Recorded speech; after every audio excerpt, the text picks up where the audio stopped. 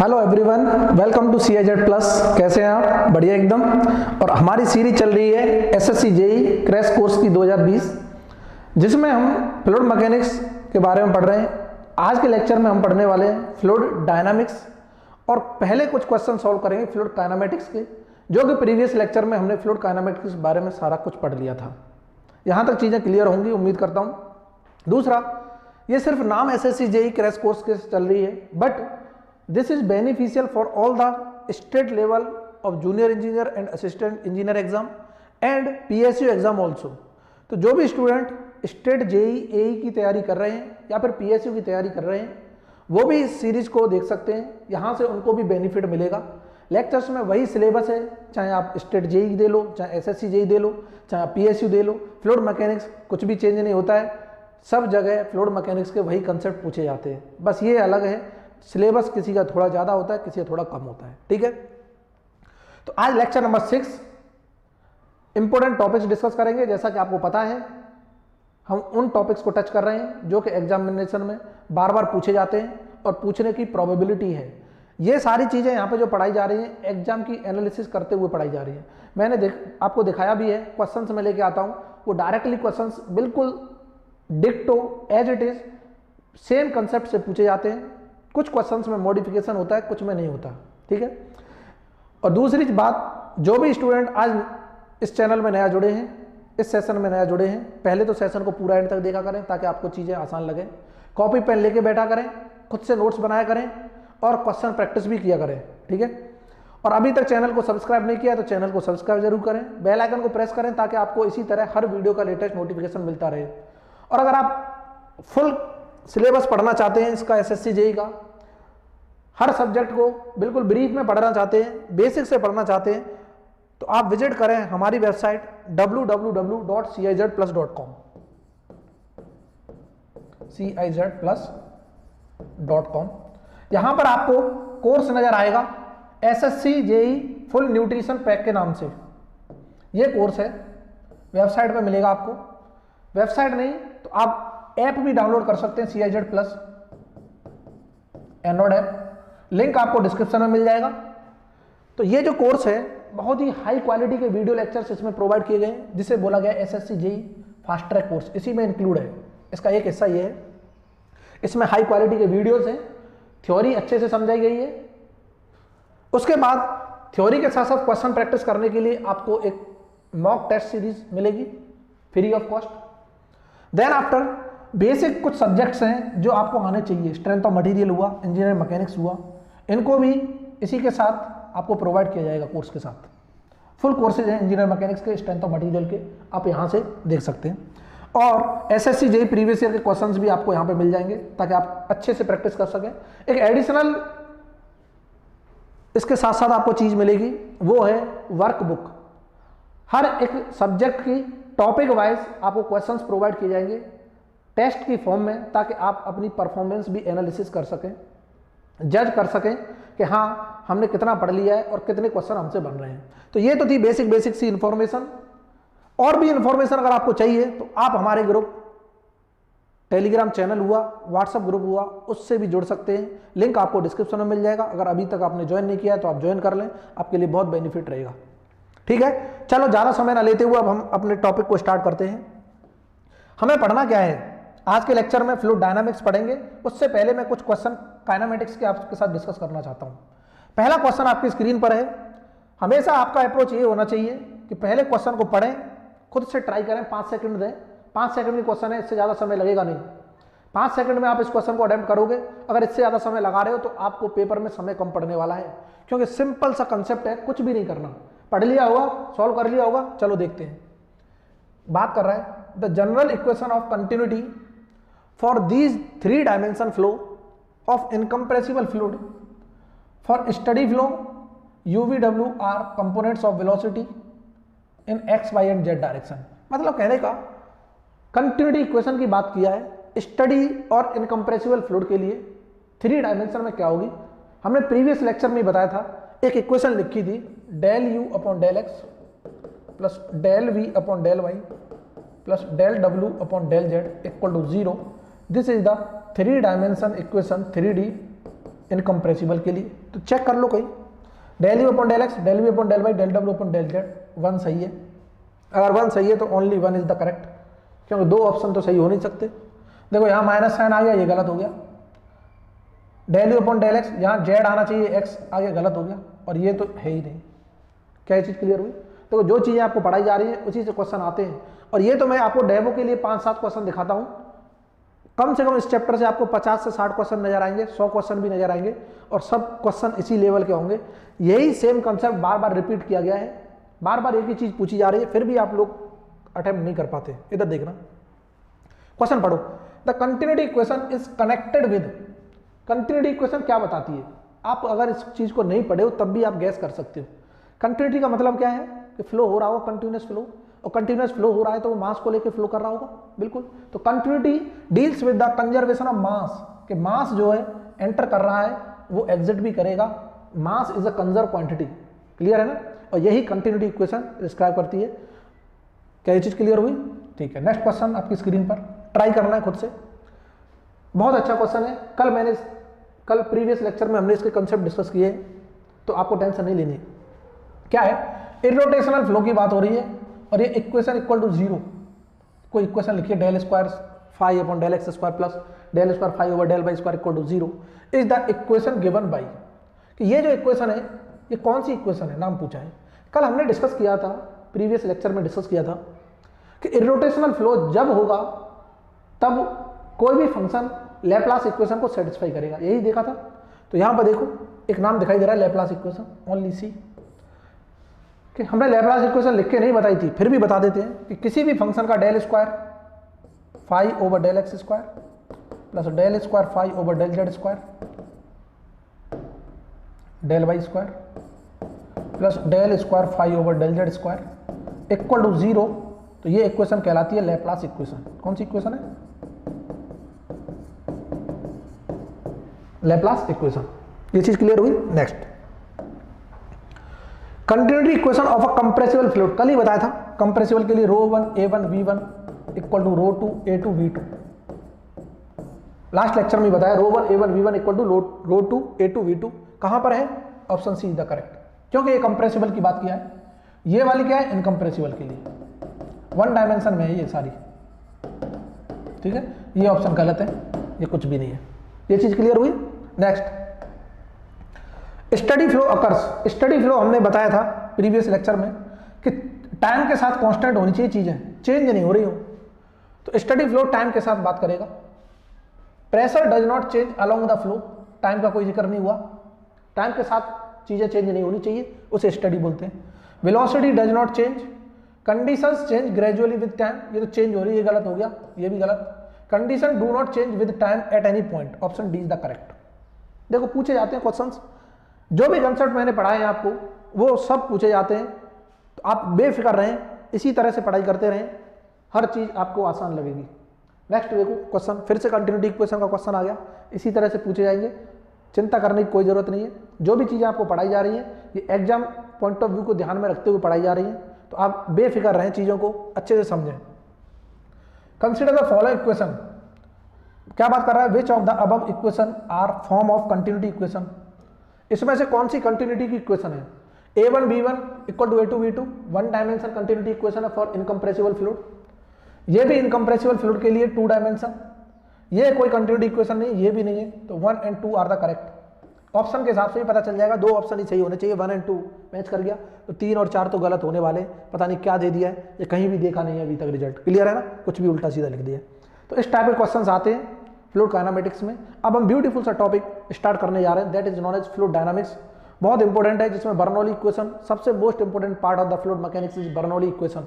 आज हम सीखेंगे बर्नौली इक्वेशन क्या होती है इन टर्म्स ऑफ मास, या फिर पर यूनिट मास क्या होगी, पर यूनिट वेट क्या होगी, किन किन फोर्सेज की वजह से ड्राइव होती है। डेरिवेशन देखेंगे नहीं, रिजल्ट पे डिस्कस करेंगे। और बर्नौली इक्वेशन के एप्लीकेशन जो मोस्ट इंपॉर्टेंट है, पूछे जाते हैं कि क्या चीज़ क्या मेजर करने काम आती है, कौन सी डिवाइस मेजर करने काम आती है, और with the help of Bernoulli equation concept लगते हैं उसमें बर्नौली इक्वेशन के, ये सारी चीज़ें अभी डिस्कस करेंगे। तो जल्दी से कॉपी पेन निकाल के बैठ जाओ, आज बहुत ही खूबसूरत सा टॉपिक हमारा स्टार्ट हो रहा है बर्नौली इक्वेशन का, जिसे हम बोलते हैं फ्लूइड डायनामिक्स। क्लियर है? इधर आ जाओ। Next,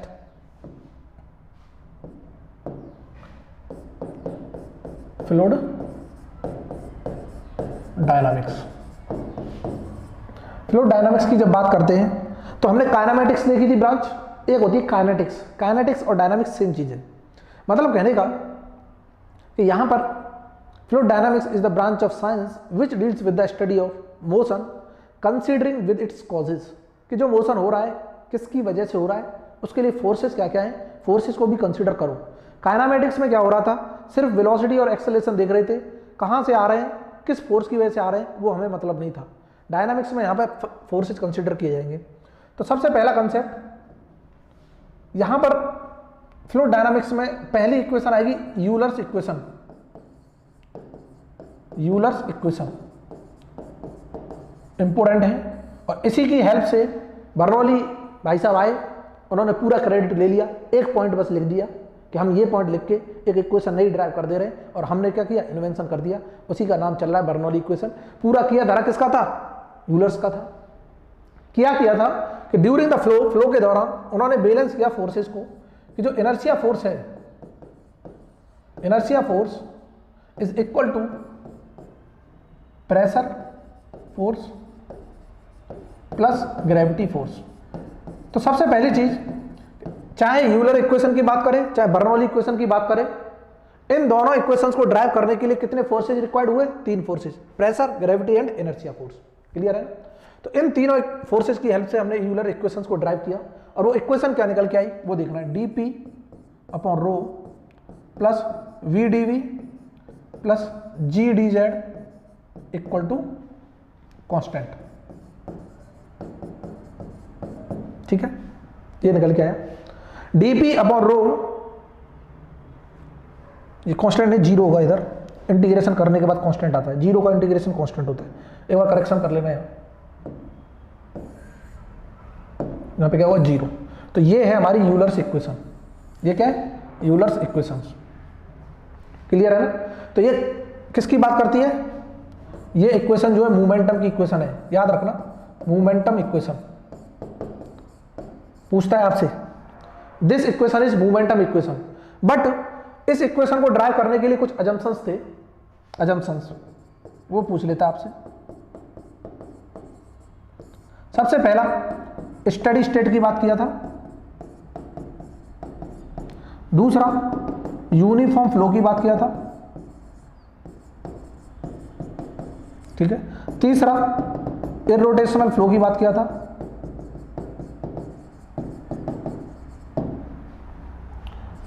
fourth one no heat transfer takes place, no heat interaction. Clear है ना? तो ये सारे हमारे क्या थे, अजम्पशंस थे। लेकिन एक अजम्पशंस नया ऐड किया बर्नौली ने, और उसी से एक इक्वेशंस ड्राइव की, उस इक्वेशन को बोला गया बर्नौली इक्वेशन। तो one additional assumption by the Bernoulli, that was fifth one. ये तो थे ही थे बर्नौली इक्वेशन में जितने भी अजम्पशन लिखे हैं, एक और एडिशनल था, that was incompressible fluid. Incompressible fluid ले लिया था उन्होंने, और इनकम्प्रेसिबल फ्लूइड जिसकी डेंसिटी क्या होती है, कांस्टेंट। ये किसका था, बाय बर्नौली। किसने लिया था, बाय बर्नौली।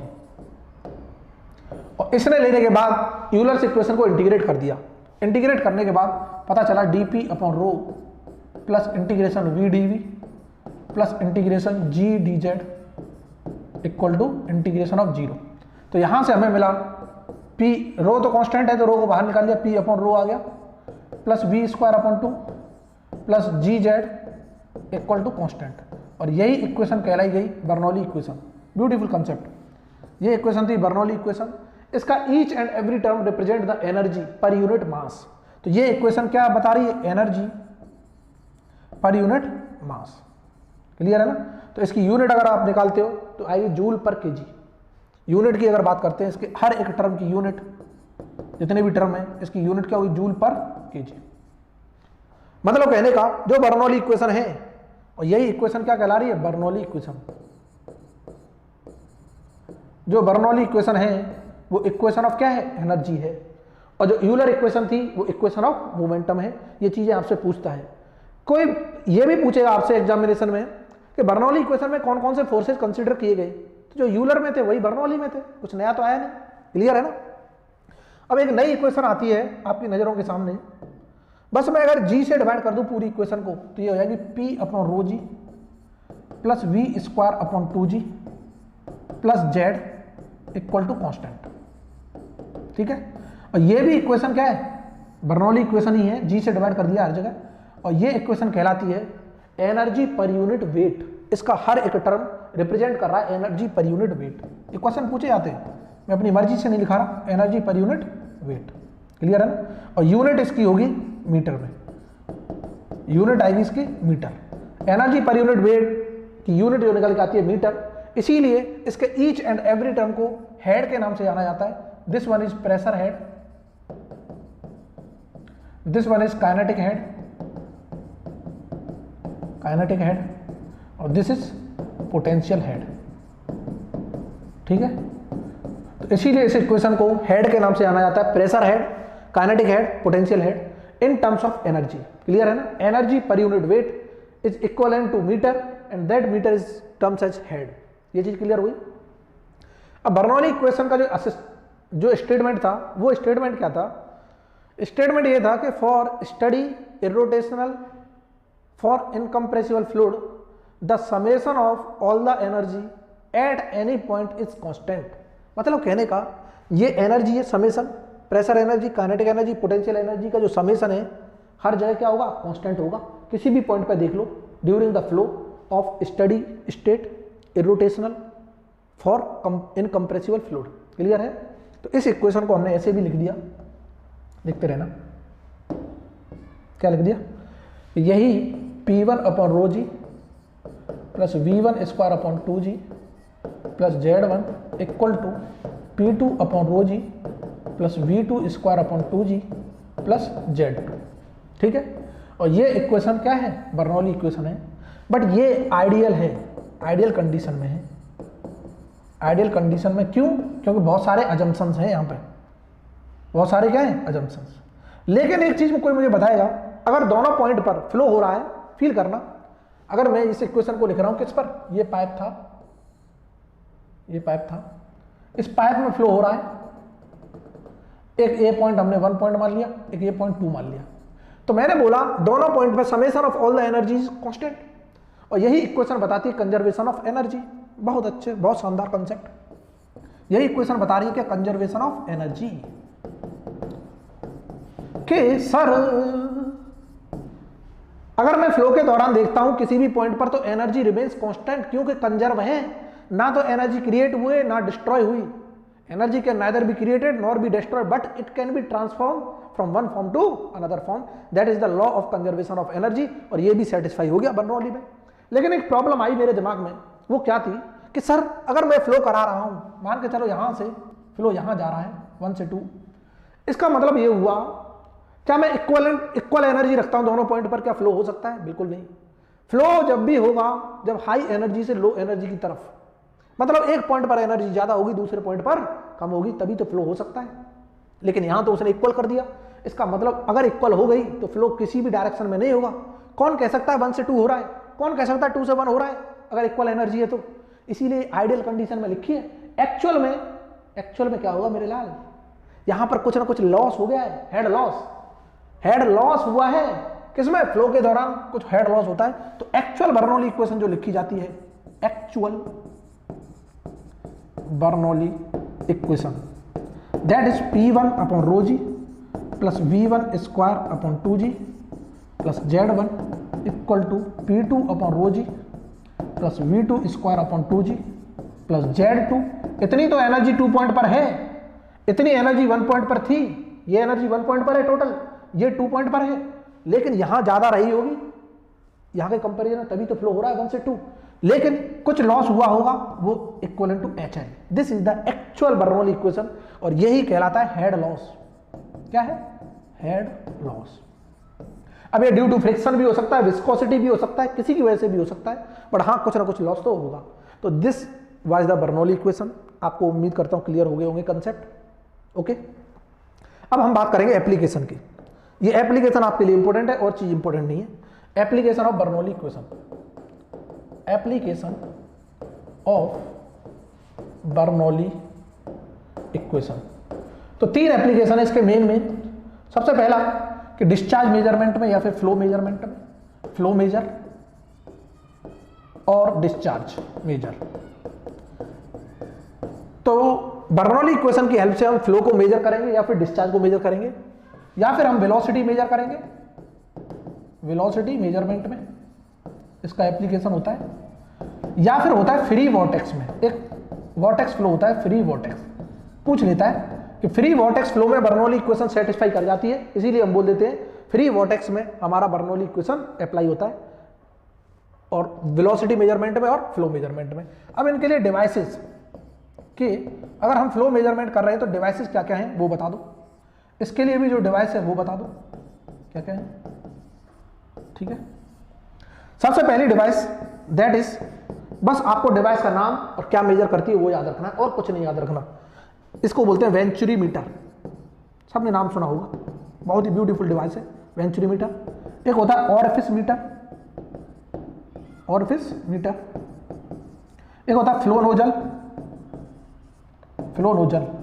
ठीक है, ये तीनों डिवाइस फ्लो और डिस्चार्ज मेजर करती है। लेकिन एक और डिवाइस है जिसे बोलते हैं रोटामीटर, लेकिन उसमें बर्नौली कंसेप्ट यूज नहीं होता, लेकिन वो फ्लो और डिस्चार्ज मेजर करती है, लेकिन not the application of Bernoulli equation की हेल्प से। तो यहां पर मैं लिख रहा हूं एक और डिवाइस है जिसे बोलते हैं रोटामीटर।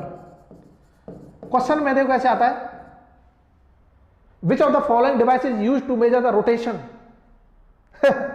ऑप्शन में पहला ही ऑप्शन देगा रोटामीटर, तो आपको लगेगा रोटेशन, रोटामीटर सही है, गलत हो जाएगा। तो यहां पर रोटामीटर ऐसी डिवाइस है जो फ्लो और डिस्चार्ज को मेजर करेगी, लेकिन इसमें कंसेप्ट बर्नौली का नहीं लगेगा, इसीलिए मैंने अलग लिखा है।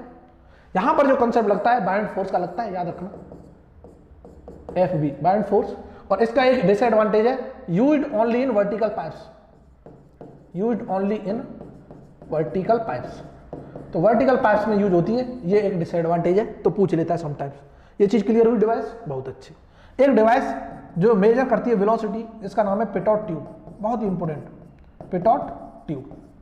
तो ये जो पिटॉट ट्यूब है, ये जो वेलोसिटी मेजर करेगी, कहां कहां करेगी, पाइप्स में भी करेगी, ओपन चैनल में भी करेगी, in pipes and open channel, in pipes और ओपन चैनल। ठीक है, ये चीज इंपॉर्टेंट है आपके लिए, एग्जामिनेशन पॉइंट ऑफ व्यू के लिए। और यहां ये भी पूछ सकता है क्या कंसेप्ट यूज करती है, बर्नौली इक्वेशन तो है, लेकिन एक कंसेप्ट ऑफ स्टैग्नेशन भी यूज करता है, या फिर हम बोल सकते हैं application of stagnation, application of stagnation use किया जाता है इसमें। बाकी डीप में जब जाते हैं तब चीजें पढ़ते हैं, अभी आपके लिए जरूरी नहीं है, आपको एप्लीकेशन जरूरी है। या फिर हम ये बोल सकते हैं कि इसी से हम मेजर कर लेते हैं, measured velocity of plane, velocity of plane भी इसी से मेजर कर सकते हैं। ये भी क्वेश्चन कई बार पूछे गए पिटॉट ट्यूब की हेल्प से। फ्री वॉर्टेक्स बहुत आसान है। वॉर्टेक्स फ्लो क्या होते हैं पहले इसे समझ लेते हैं लोग, यहीं पे मैं लिख रहा हूं, फ्री वॉर्टेक्स आ गया, फोर्स वॉर्टेक्स आ गया। तो वॉर्टेक्स फ्लो देख लेते हैं क्या होता है, वॉर्टेक्स फ्लो। तो वॉर्टेक्स फ्लो वो फ्लो है, किसी भी सर्टेन मास को, किसी भी सर्टेन मास को हम एक एंगुलर स्पीड से रोटेट कराते हैं, किसी भी सर्टेन मास को अगर हम रोटेट कराते हैं, that flow is known as vortex flow. अगर वो रोटेट करा रहे हैं, इवनली हम फोर्सफुली करा रहे होंगे, या फिर वो अपने आप हो रहा होगा। तो दो तरह के होते हैं कि अगर मैं किसी भी सर्टेन मास को रोटेट कराने के लिए some external source of energy लगा रहा हूं, that flow is known as force vortex flow. अगर वो अपने आप रोटेट कर रहा है, that is known as free vortex flow. Clear है ना? तो वॉर्टेक्स फ्लो दो टाइप के होते हैं, एक तो होता है फोर्स वॉर्टेक्स, एक होता है फ्री वॉर्टेक्स। क्लियर है? ठीक है, इसका मतलब फ्री वॉर्टेक्स में क्या होगा, टॉर्क अप्लाई नहीं हो रहा, मींस टॉर्क की वैल्यू क्या, जीरो, टॉर्क अप्लाइड जीरो। और टॉर्क क्या होता है, टॉर्क इक्वल टू होता है rate of change of angular momentum dn, और एंगुलर मोमेंटम होता है mvr। तो इसका मतलब टॉर्क जीरो कब होगा, जब एंगुलर मोमेंटम क्या होगा, कांस्टेंट। फील करना, ठीक है। इसका मतलब mvr की वैल्यू क्या है, कांस्टेंट। तो हम तुरंत बोल देंगे वेलोसिटी, मास तो कांस्टेंट रहता है, सर्टेन मास है, कांस्टेंट होगा। Velocity is inversely proportional to r, बोल सकते हैं। अगर रेडियस बढ़ेगा वेलोसिटी क्या होगा, घटेगा। तो ये पूछ लेता है किसमें, फ्री वॉर्टेक्स में। Velocity is the inversely proportional to r होता है rotation, linear velocity of the rotation is inversely proportional to the radius from the axis of rotation. क्या ये चीज क्लियर है? ओके। फोर्स वॉर्टेक्स में ओमेगा क्या होगा, कांस्टेंट। किसी ओमेगा से हम क्या कर रहे हैं, रोटेट करा रहे होंगे तो एंगुलर स्पीड दे रहे होंगे, कांस्टेंट एंगुलर स्पीड दे रहे होंगे। जैसे मान के चलो मैंने कोई सिलेंडर लिया, सिलेंडर में मास रख दिया और मैं उसे रोटेट करा रहा हूं। Best example is cylindrical glass होते हैं आपके पास, उसमें दूध भरते हैं, चीनी डालते हैं, चीनी को घोलते हैं, तो आपने देखा होगा पूरा मास रोटेट करने लग जाता है चम्मच से जब घुमाते हैं तो दैट इज रोटेशन। और कब हो रहा है, जब हम कांस्टेंट एंगुलर स्पीड प्रोवाइड करा रहे हैं, that is omega equal to constant. हम जानते हैं रोटेशन का concept v equal to r omega होता है, तो क्या मैं लिख सकता हूं omega equal to v upon r. इसको यहां पुट करो तो क्या मैं लिख सकता हूं v upon r equal to constant, तो मैं लिख सकता हूं velocity directly proportional to r. तो यहां रिलेशन पूछता है बस आपसे, और कुछ भी नहीं पूछेगा। ये चीज क्लियर हुई? तो ये था हमारा कंसेप्ट फ्लूइड डायनामिक्स का। बर्नौली इक्वेशन देख ली, बर्नौली इक्वेशन के एप्लीकेशन देख लिए। न्यूमेरिकल वाला पोर्शन आपके लिए इंपॉर्टेंट नहीं है, इसलिए मैंने न्यूमेरिकल वाला पोर्शन आपको कराया नहीं है। फिर भी अगर आप चाहते हैं तो पूरा कोर्स एक बार जाके विजिट करो www.cizplus.com पर। ऐप डाउनलोड करो CIZ+ का एंड्रॉइड ऐप, प्ले स्टोर में जाके, या फिर आपको लिंक डिस्क्रिप्शन में मिल जाएगा, वहां से डाउनलोड कर लो। पूरा कंप्लीट कोर्स आप वहां से देख सकते हैं। यहाँ पर चीजें आपको एग्जामिनेशन पॉइंट ऑफ व्यू के लिए जो इंपॉर्टेंट है वही डिस्कस की जा रही हैं। बिल्कुल पूरा कवर करना चाहते हो तो आपको पता ही है, ठीक है। तो यहाँ पर हमने ये चीजें कवर कर ली। इसके क्वेश्चंस हम नेक्स्ट लेक्चर में देखेंगे, इंपॉर्टेंट क्वेश्चंस डायनामिक्स के। उसके बाद हम फ्लो थ्रू पाइप्स में एंटर करेंगे, क्या क्या लॉसेज होते हैं, जो भी इंपॉर्टेंट चीजें। टर्बुलेंट फ्लो आपसे पूछा नहीं जाएगा, लेमिनार फ्लो के कुछ इंपॉर्टेंट रिजल्ट्स हैं वो बताऊंगा, कुछ डायमेंशनलेस नंबर है वो बताऊंगा। हमारा फ्लूइड मैकेनिक्स के जो इंपॉर्टेंट टॉपिक्स हैं वो कवर हो जाएंगे। क्लियर है ना? यहाँ तक चीजें क्लियर हो रही है? बिल्कुल, ओके, वेरी गुड। तो आज के लिए इतना ही बहुत है। अगर आपने चैनल को सब्सक्राइब नहीं किया तो चैनल को सब्सक्राइब करें, बेल आइकन को प्रेस करें, ताकि आपको हर वीडियो का लेटेस्ट नोटिफिकेशन मिलता रहे और इसी तरह आप खुशी खुशी पढ़ाई करते रहें। मजा आ रहा है कि नहीं आ रहा? सब बहुत मजा आ रहा है बहुत अच्छे। चलो नेक्स्ट लेक्चर में क्वेश्चन प्रैक्टिस के साथ हम नेक्स्ट टॉपिक को पढ़ेंगे। आज के लिए इतना ही बहुत। Thanks for watching.